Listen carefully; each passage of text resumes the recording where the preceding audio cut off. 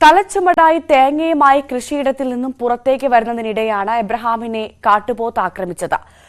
കശുമാവിന്റെ ചുവട് തെളിക്കുന്നതിനിടെ നിലവിളി കേട്ടാണ് കർഷകയായ അമ്മിണി എബ്രഹാമിന്റെ കൃഷിയിടത്തിലേക്ക് എത്തിയത്. വഴിയിൽ പോത്തിനെ കണ്ടതോടെ കാട്ടിൽ നിന്ന് താഴെയെത്തി അയൽവാസികളെ വിളിച്ചുകൂട്ടി. തുടർന്ന് സ്ഥലത്തെത്തിയപ്പോഴാണ് കുത്തേറ്റ നിലയിൽ എബ്രഹാമിനെ കണ്ടത്.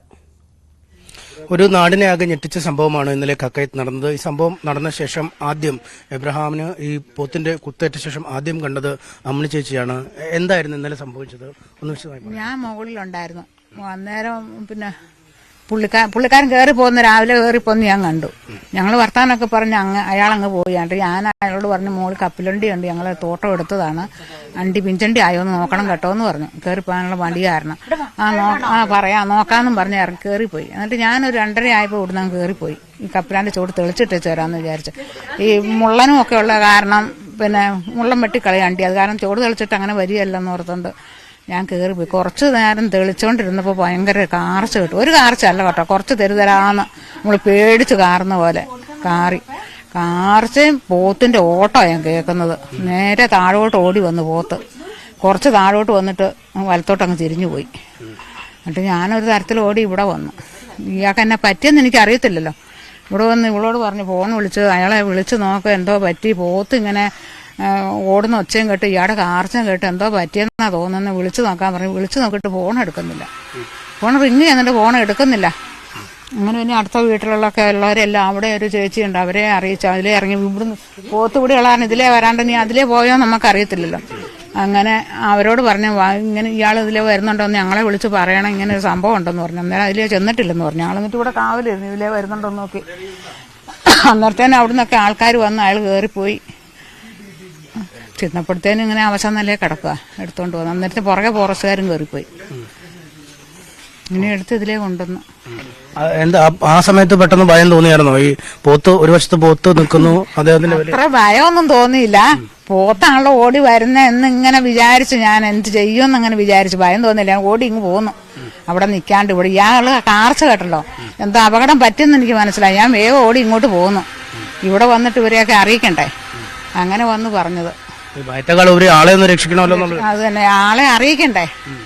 നമ്മൾ ഭയന്ന് അവിടെ നിന്നാ ഇയാൾക്ക് പറ്റിയാലും ഇയാളെ രക്ഷിക്കാൻ പറ്റണ്ടേ. അതിനോ ഭയന്ന് നിന്നില്ല, ധൈര്യം സംഭരിച്ച് ഓടി ഇങ്ങ് പോകുന്നു. എന്നും രാവിലെ അദ്ദേഹം വന്നു പോകുമ്പോഴൊക്കെ കാണാറുണ്ടോ നിങ്ങൾ? വല്ലപ്പോഴേ കാണാറുള്ളൂ. ഇന്നലെ ഞങ്ങൾ ഇവിടെ ഇരിക്കുവായിരുന്നു. ഒരാൾ അതിലേ പോയെ, അതാ റോഡ്. അതിലേ പോയപ്പോൾ ഞാൻ വിളിച്ചപ്പോൾ ഇച്ചിരി മുകളിലോട്ട് പോയിട്ട് തിരിഞ്ഞു വന്നു, എന്നാ ചേർത്തിന്ന് ചോദിച്ചോണ്ട്. അന്നേരം ഞാൻ പറഞ്ഞു, മുകളിൽ ഇങ്ങനെ ഒരു കശുമാവുണ്ട്, ഞങ്ങൾ ഈ തോട്ടം എടുത്തതാണ്, അതിൽ അണ്ടി ആയോ എന്ന് നോക്കിയിട്ട് ഇറങ്ങി വരണം. പിന്നെ കയറി പോന്നാതെ പോത്ത്. അന്നേരം പിന്നെ പറയാൻ ചേർത്തിന്നും പറഞ്ഞ് കയറിപ്പോയി. അപ്പം ഇയാൾ മുകളിലുണ്ടല്ലോ എന്നുള്ള ധൈര്യത്തിൽ ഞാൻ ഉച്ചയ്ക്ക് അങ്ങ് കയറിപ്പോയി. 2:30 ആയി ഞാൻ ഇവിടുന്ന് പോകുമ്പോൾ.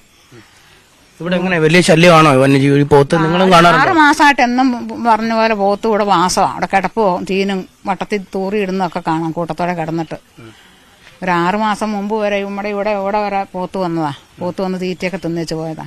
അതുകൊണ്ടാണോ അധികം അങ്ങോട്ട് പോവാത്തത്? ഈ തന്നെ പോകാനൊക്കെ പേടി കാരണം. എന്നാലും എനിക്ക് അങ്ങനെ പേടി തോന്നാറില്ല. നമുക്ക് ഇതിനു മുമ്പിൽ ഇങ്ങനെ ഒരു സംഭവം ഉണ്ടായിട്ടില്ലല്ലോ, അത് കാരണം വലിയ പേടിയൊന്നും തോന്നാറില്ല. ഇതിപ്പോ ഇവര് നേരത്തെ താമസിച്ചിരുന്ന അവിടെ അല്ലേ? അവരത് ആ പേടിയിലല്ലേ അവിടെ താമസം മാറ്റിയത്? പേടി കൊണ്ടല്ല.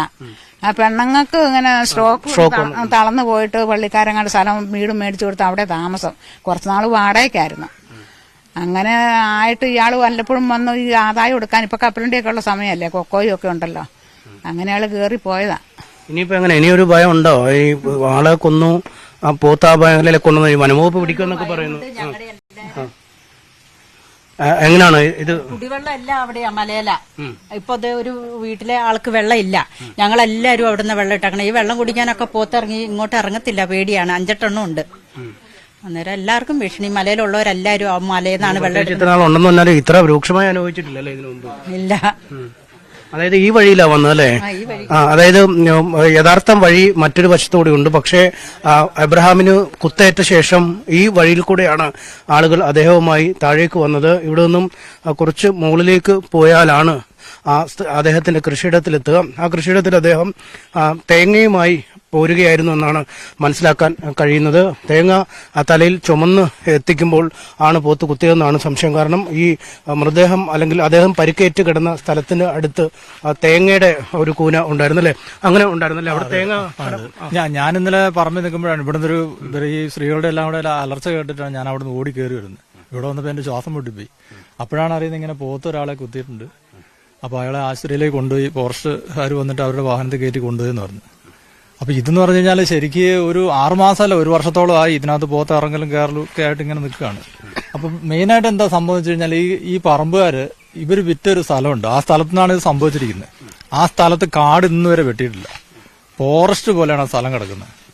അപ്പൊ ഈ കൃഷി ആദായം എടുക്കുന്നുണ്ടെന്ന് വെച്ചാൽ 2-3 പ്രാവശ്യം അയാൾ പാട്ടത്തിന് കൊടുത്തതല്ലാണ്ട് അതും കാര്യമായിട്ടും അങ്ങനെ എടുക്കലൊന്നുമില്ല. അയാൾ വന്ന് നോക്കലൊന്നുമില്ല. 10-15 ഏക്കർ സ്ഥലം ഇങ്ങനെ കാട് പിടിച്ച് കിടക്കുകയാണ്. അതുകൊണ്ടാണ് ഈ വന്യമൃഗങ്ങൾ ഇതിനകത്ത് വന്ന് ഇങ്ങനെ തമ്പടിക്കുന്നത്. അപ്പൊ അതിന് അവരുടെ ഭാഗത്തുനിന്നൊരു നാട്ടുകാര് അല്ലെങ്കിൽ ഇതിന് ഇടപെട്ടിട്ട് എന്തെങ്കിലും ഒന്ന് ചെയ്യേണ്ടി വരും.